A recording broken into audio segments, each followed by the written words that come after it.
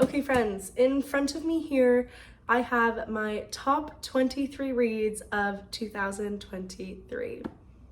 Let's get into it. For starters, I'm kind of nervous to film this video now. I'm filming it on Christmas Eve actually, hence the really cute, ugly Christmas sweater.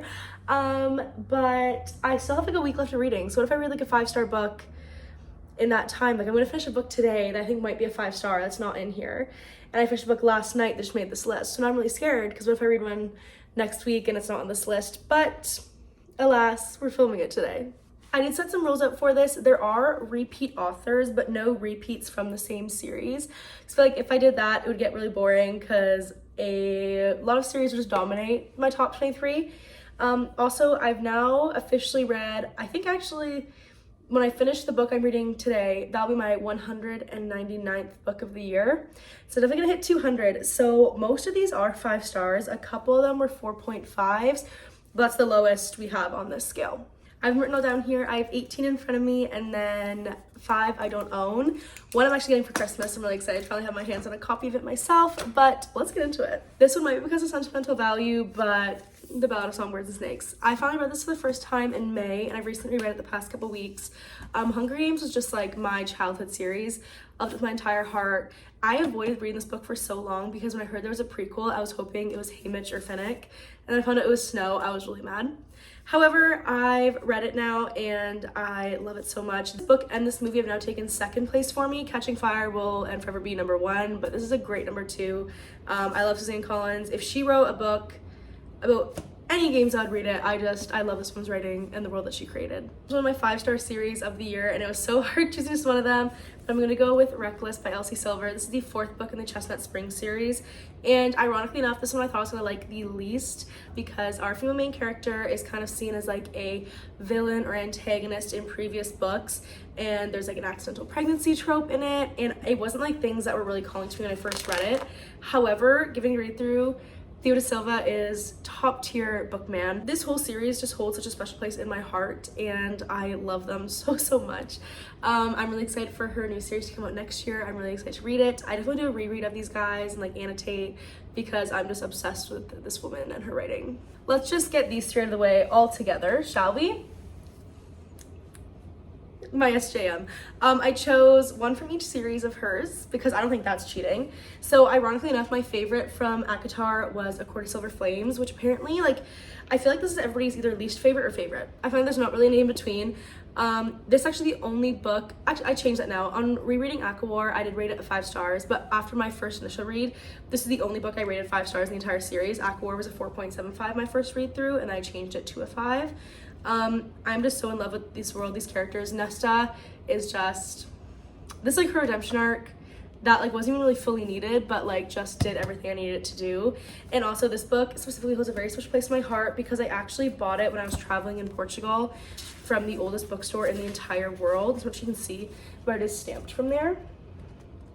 And that's just so special and cool, and I love this one so much. Kingdom of Ash, the 1,000-page chonker that ripped my heart out, threw it on the ground and danced on it. This book wrapped the series so unbelievably well. It was the most perfect ending. I sobbed, I went through every single emotion possible, and probably my favorite books I've ever read in my entire life, to be honest. And I can't do a reread of this and like fully annotate it, but CC2. In all honesty, both these books were 5-star for me in this series, and CC1 had it beat out the entirety of the time until the very ending, because if you know, you know. Obviously, it won. And I'm just so excited to read CC3 next month. This one is self-explanatory too. SJM, goddess. A very big surprise one for me is Malibu Rising by Taylor Jenkins Reid. This book is described to everybody as a party that takes place over 24 hours. This book is like an ode to the eldest sibling, and my new way of saying it is Book Lovers by Emily Henry is for the type A older siblings, and this one here is for the older siblings who had to step up. I read this, I cried. I've never seen myself in a character more than I saw myself in Nina. And I had this book on my shelf for over a year and I hadn't read it because I didn't really know what it was truly about. So probably my top reads the entire year. I cannot wait to go back and take this as well. It's just top tier. Vow of Thieves, this is the 2nd book in the Dance of Thieves duology. This one was, I think, a 4.75. Dance of Thieves is the blueprint for enemies to lovers.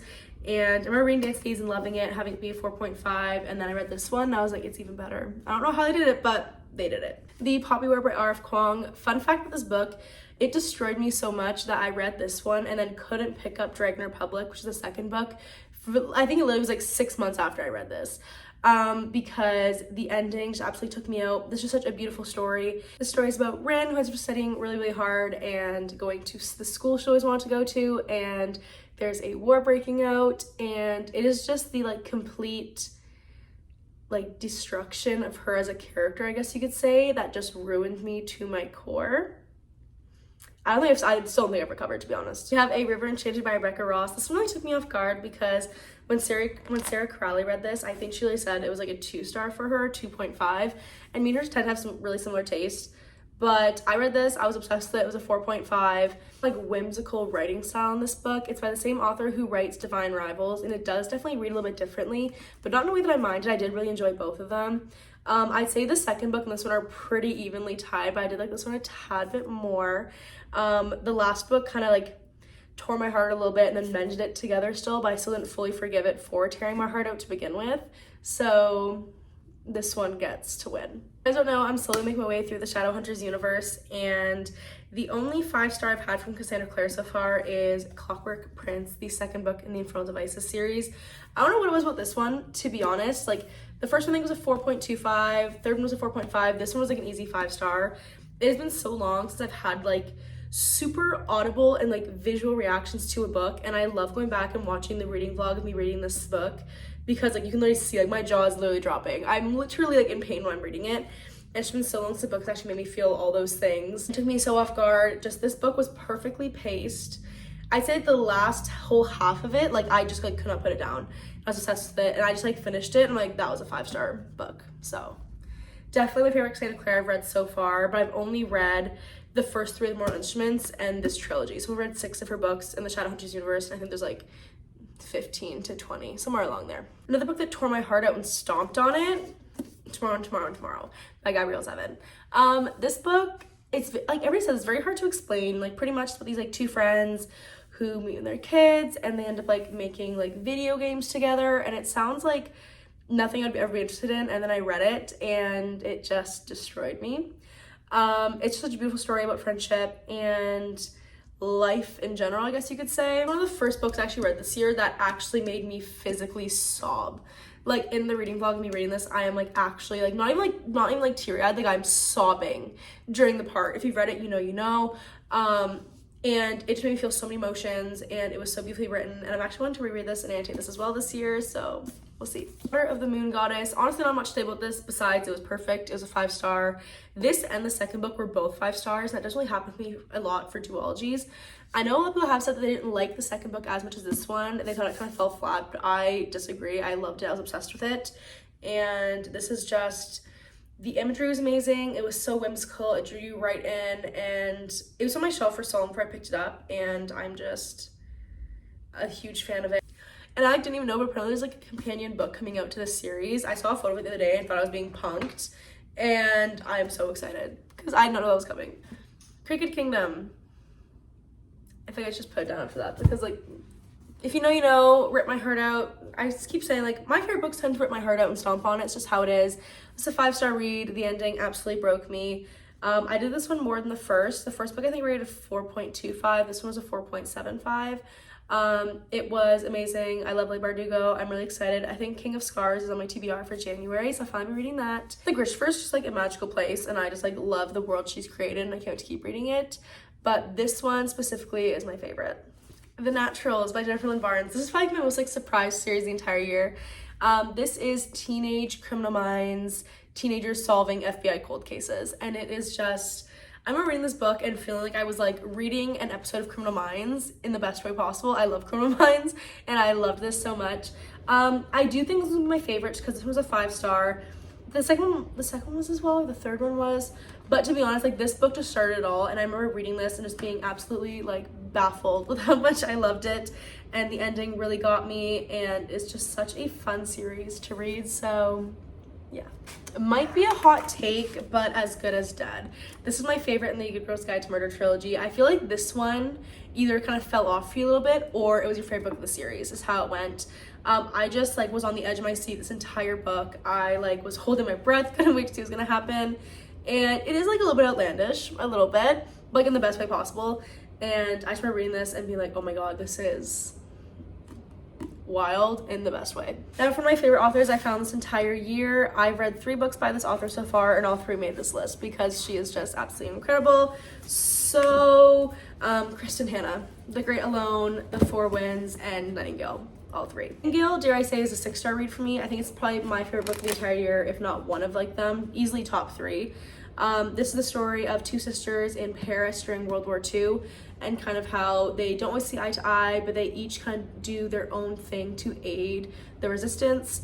And it's just a beautiful story about love and life, and I just like sobbed during this completely. I held it together so well until the very end, and then I just absolutely lost it.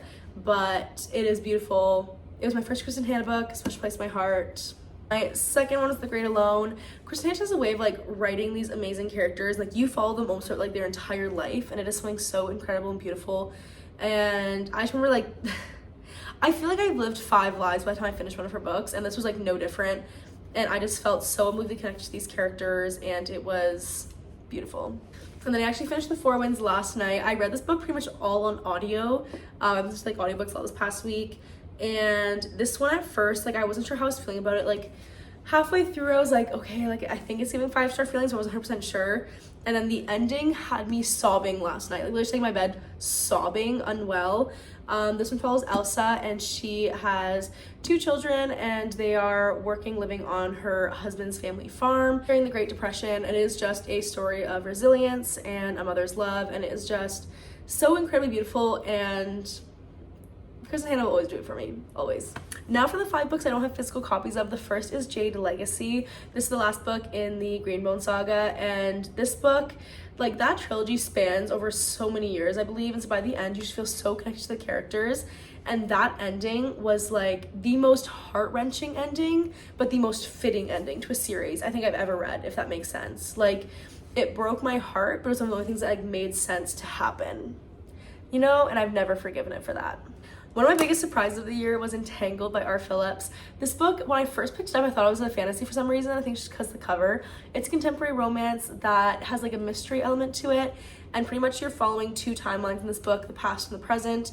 And in the past, it's like a year ago when our main character's in Costa Rica and she meets this man. It's her romance with him then. And then present day is her now back in her hometown, meets a new guy, and they're often trying to do this like mystery solving piece together as well. And it's just one of the most well written books for my entire life. And the ending, I'd say that was like one of the few like true cliffhangers I read this year that like had me like literally like ripping for the next book instantly. Like I couldn't wait to figure out what happened. The second book did fall off a little bit for me just because I wasn't a fan of the main trope, and the last book was very well written, but it was only a 4.75 because she did my favorite character so unbelievably dirty that I could not forgive her. But this one was an easy 5-star, and it was like probably one of my biggest surprises of the year as well. I still want to say this book, Babel. I'm getting my own physical copy of it for Christmas, and I'm really excited. But this book was one of my first reads in January, and I just remember the journey it took you on was ridiculous. Like I feel like I lived 5 lives during that book. It is just incredible. The story's set in Oxford, but it's like not Oxford. There's like a fantasy element. There's like a separate building that doesn't really exist in real life, and it's like a whole like fantasy element to it. We're pretty sure like all the magic surrounds translation. I can't even really tell you what this book is about because like it's about so much, you know. And like by the ending, like this book had me sobbing once again on the floor, unwell, and it was just probably one of the most beautiful books I've ever read in my entire life.